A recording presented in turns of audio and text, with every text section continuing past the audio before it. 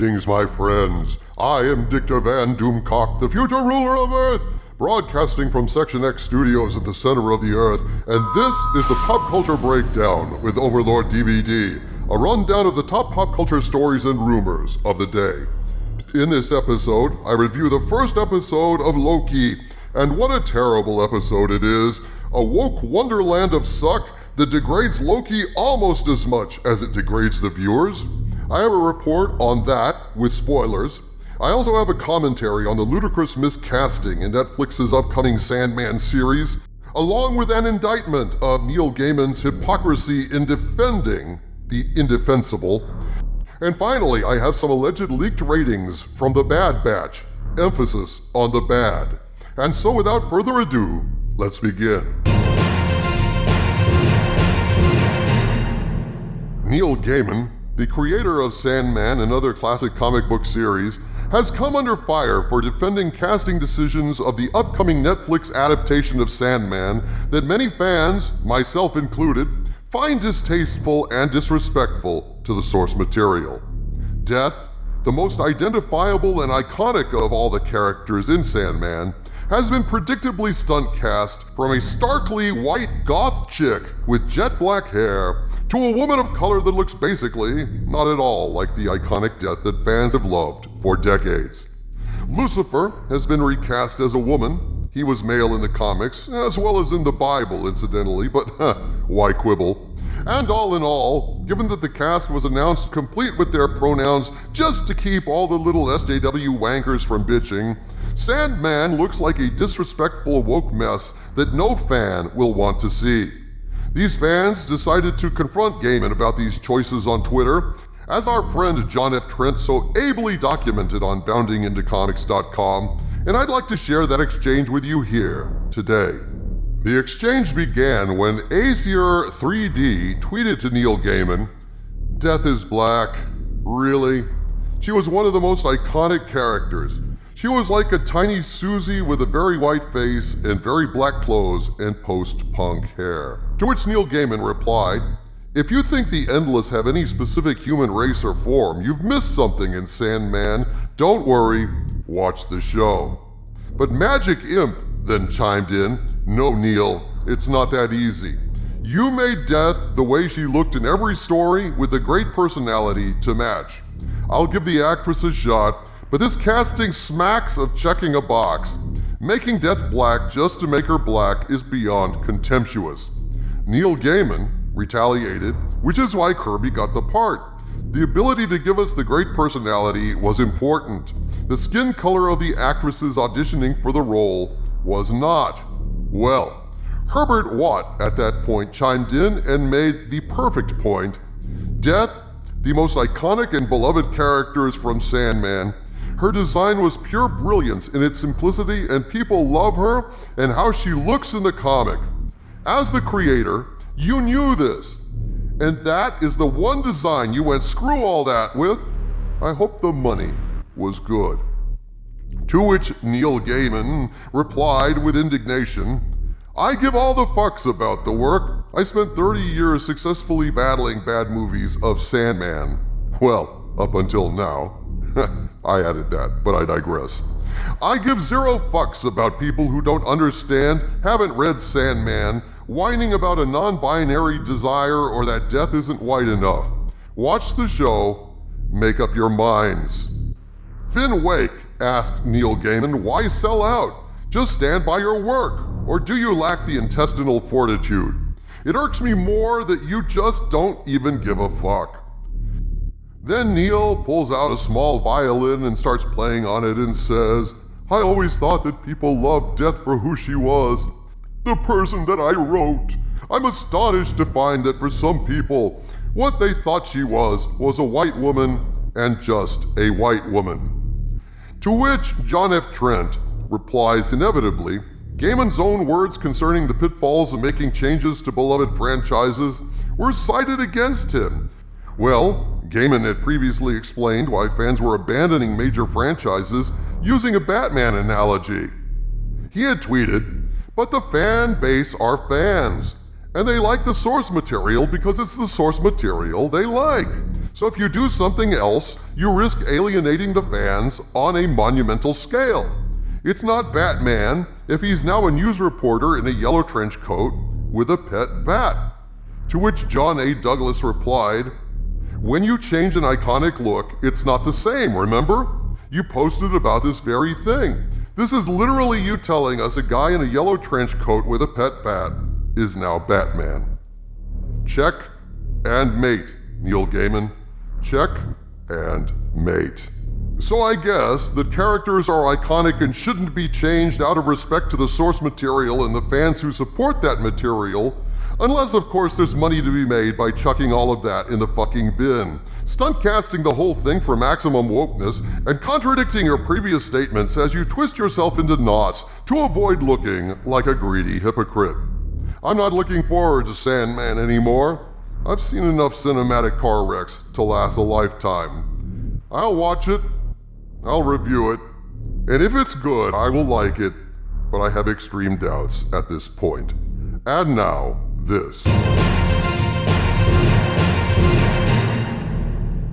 I have seen Loki, my friends, and Marvel has stacked this thing with so much subliminal wokeness and critical theory, it's a semiotic woke wonderland for those with the eyes to see. I hate being forced to view the world through a racial lens. I like to see people as just people, and I like shows that allow me to do that, like The Expanse. That's the most diverse show on television, but it's not woke. There's a hostility underlying wokeness that The Expanse lacks, a commitment to humiliating people of one race and sex as some kind of revenge for past cultural sins and grievances that has nothing to do with achieving equality or social justice or helping make anything better. Wokeness at this point is about settling scores, about putting the so-called mythical straight white male patriarchy in its place, and when you watch woke propaganda masquerading as entertainment, that's what you can expect to see, sadly. Not well-written entertainment with fleshed-out characters, all of whom are treated with respect regardless of their race, gender, or sexual preference, like on The Expanse, but propaganda where white males are belittled and abused for the sake of critical theory talking points. Unfortunately, they force me in this review to call out these woke moments when really all I want to do is just enjoy a damn superhero TV show. And sadly, Marvel is making that increasingly impossible to do. There's just no way to review Loki without calling out the wokeness, as repellent as that is, so I'm just going to call it as I see it. Let me just say this right off the bat.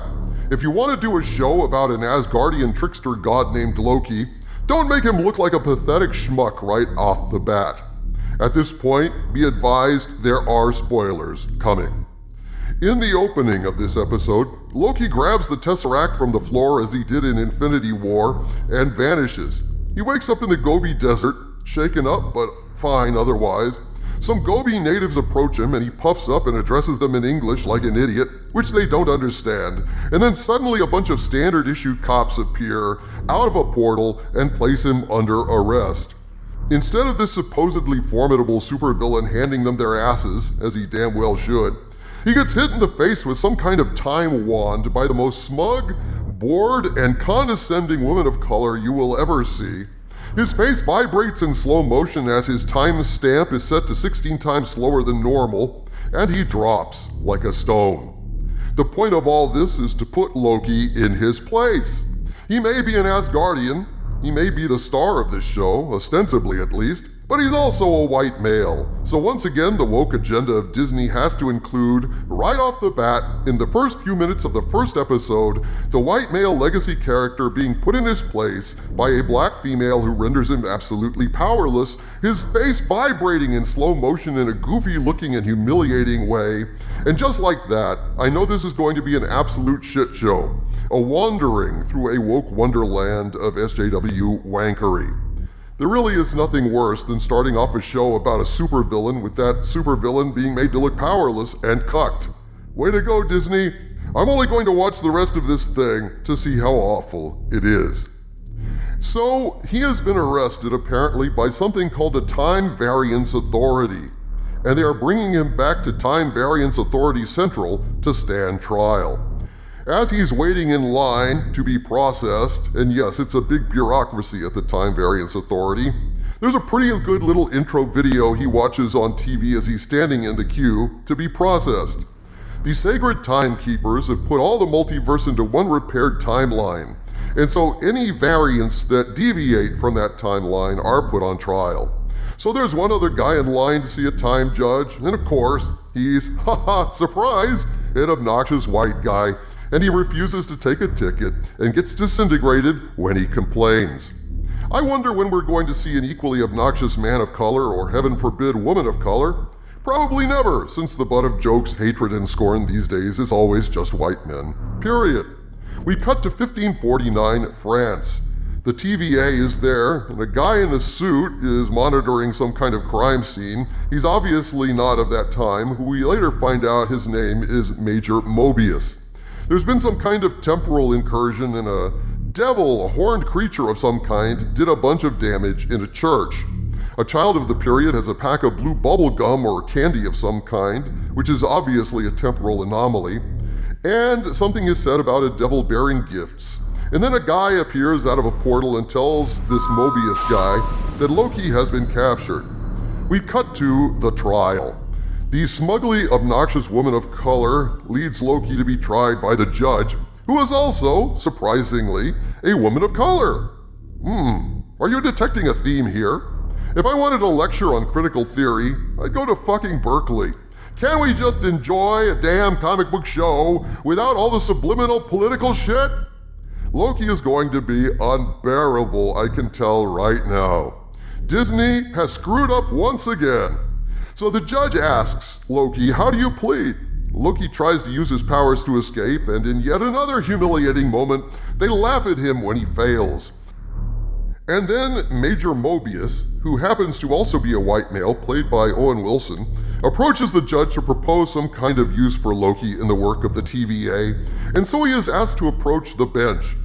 The woman of color judge looms over him as he proposes his plan, and then white male Major Mobius says, looking up at her, "Seems like I'm always looking up to you. I like it. It's appropriate." So, this is pathetically transparent, racially motivated woke propaganda, and it's so transparent, it's just making me ill. Is this supposed to be fun? Or is this some kind of lecture, a shaming tour for white males, a covert social justice polemics course disguised as entertainment? Well, the disguise sucks, Disney. You take that particular disguise back to Party Pig or wherever you rented it, it's practically transparent. You might as well just strip down naked. Mobius shows him parts of his life. Apparently Loki was D.B. Cooper, and if he hadn't taken the Tesseract, Loki would have been responsible for the killing of his mother, as it turns out. They are screening an alternate reality of everything that would have happened to Loki after he didn't take the Tesseract. Loki is meant to be a villain, so that there can be heroes, he is told, so others can rise to glory. At this point, the meeting is interrupted and Mobius is informed that yet another unit has been taken out. Mobius steps out of the theater to discuss this situation, and when he returns, he finds that Loki has somehow escaped, which is absolutely idiotic under the current plot conditions. Mobius and the TVA have a collar on Loki's neck, and they can reset his timeline at any time, as they do numerous times during the show. Loki lunges towards someone, they push a button, and he loops back to before he lunged. Loki stands up to walk away from a conversation, they push a button, and loop him back sitting down before he stood up. So now Loki has somehow strolled out of the theater while Mobius was talking. Well, then why not just loop him back to before he left the theater? So this show apparently is going to be heavy on subliminal critical theory lectures and short on logic. Ah, what a swell combination. You know, Loki being the god of mischief, I'm starting to think maybe he wrote this shit. So Loki goes into a section of the TVA, finds the poor schlub who took the Tesseract into evidence when Loki was booked into the TVA, The Tesseract is just lying around in a drawer, along with a whole shitload of Infinity Stones, which are so common from different timelines that the guys around the office use them as paperweights. Ha ha! Wow. Way to completely trivialize some of the major icons of the MCU. The Infinity Stones are incredibly powerful, precious, and coveted. Having them scattered around like costume jewelry is pathetic and belittling to the entirety of the MCU pre-Phase 4. So the MCU Phase 4 is so focused on woke shit above all else that they're even willing to shit all over their own legacy? What the hell is Feige trying to do here, actually? And even worse, Loki just leaves the Infinity Stones there in the drawer. He stands up stunned, looks around and asks, is this the greatest power in the universe? I propose a new rating for shows like this, NE, not entertaining. So, the person of color cop appears again, tries to zap Loki, but he uses the Tesseract to escape back to the TVA theater? And I thought that magic didn't work inside this space. Isn't the Tesseract and the Infinity Stones magic? Surely they have to be able to instantly do the things that they can do, but whatever. So, in this theater, showing alternate timeline movies, Loki looks at his mother's death, footage of him and Thor, and he weeps. Then he witnesses his failed attempt to kill Thanos and sees Thanos break his neck and kill him. Meanwhile, these supremely controlling TVA scumbags just allow him to stay unmolested inside the theater long enough to get this exposition done. And then once again, the obnoxious woman of color guard comes into the theater, humiliates Loki more by sadistically kicking his ass personally. Yay for the MCU! If this is what Feige thinks of as entertainment these days, he needs to be fired because this shit is not going to fly, Marvel. Not among fans, anyway. So Loki does at least finally get the jump on her, but he doesn't actually kill her. He just sends her a bit further back in time so that she can continue to serve as a political point later on in the series. Are we having fun yet? So now, with the Tesseract in hand and freed of his collar, which he got off in the struggle with the guard, he just sits there in the theater and waits to be apprehended. Loki is thinking he can't go back to his own timeline, so he is resigned. He says he doesn't enjoy killing people. He says he has to because it's part of the illusion. It's a desperate play for control, the illusion of someone weak trying to portray strength. Way to paint Loki, guys. Way to ruin a character. Mobius makes a deal with Loki. A fugitive variant has been killing off the TVA's Minutemen squads, and the variant killing them is none other than Loki, an alternate version of Loki. So, is there anything good about this mess? Tom Hiddleston is of course a joy to watch as always. He's an excellent actor and is perfect as Loki. The problem is the rest of the damn show. Nothing like starting out a series about a supervillain, forcing him to admit he's evil to cover up for his own deficiencies, seeing him get his ass kicked and be humiliated repeatedly. It's embarrassing, frankly.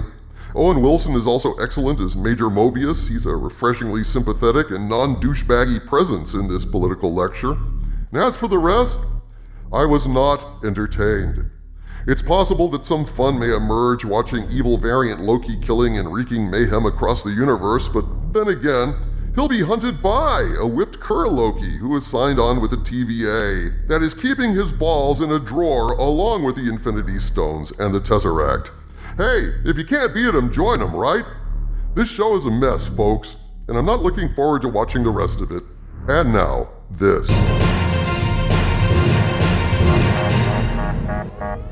My Hollywood spies have gathered information about the alleged performance of the Bad Batch on Disney+, and I'm going to share what I've been told with you all, although once again I must say that what I'm about to tell you is information I have absolutely no way to verify, and therefore I must ask you to consider it as mere rumor, presented as all rumors are, solely for entertainment purposes, and to take it with a grain of salt.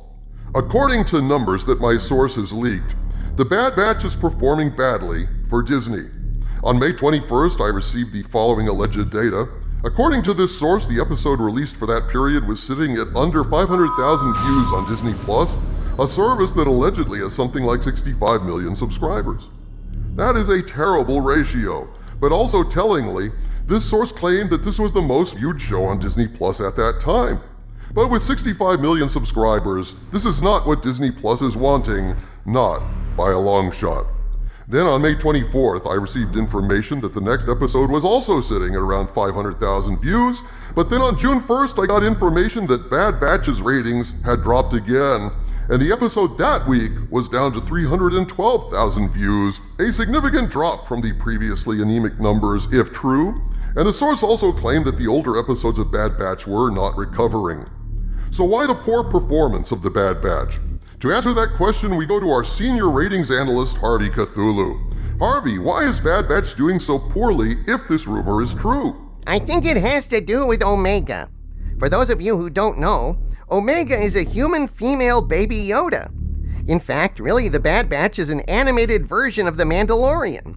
You got a rough and tumble mercenary who finds a lovable moppet that the whole show then focuses on as it melts his heart and he protects it from bounty hunters and the Empire. The Bad Batch is a bunch of rough and tumble mercenaries who find a lovable moppet that the whole show focuses on as she melts their battle-hardened hearts, and they protect her from bounty hunters and maybe the Empire. Yep, it's basically the exact same template, only this time it's glaringly apparent. It just gets old really fast, Harvey. There's a scene where the Bad Batch goes to Ord Mantell looking for a bar run by someone named Sid. The Bad Batch goes up to the proprietor of the bar and say they want to talk to Sid. The proprietor says, sorry, no one here by that name. They scratch their heads, but Omega goes up to the proprietor and says, you're Sid. Something the audience already guessed. And Sid says to little Omega, you're smarter than they are. There's a lot of great stuff in this show. The stuff on the Empire side of things, featuring Grand Moff Tarkin, is where Dave Filoni shines.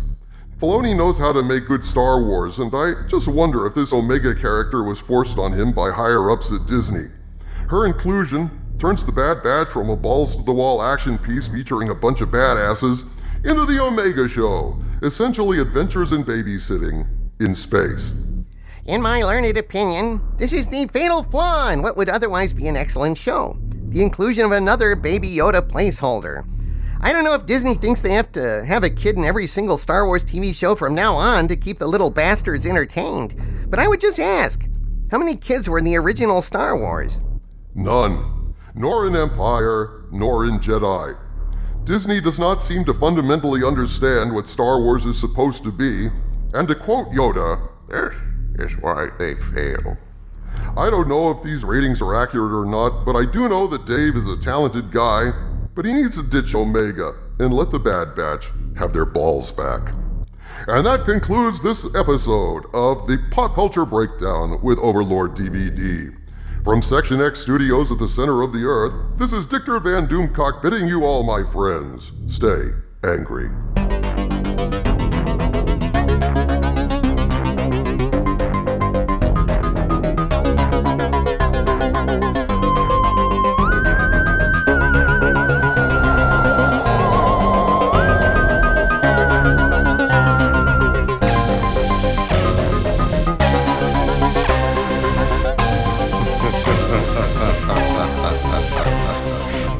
Ha ha ha ha ha ha ha ha ha ha ha.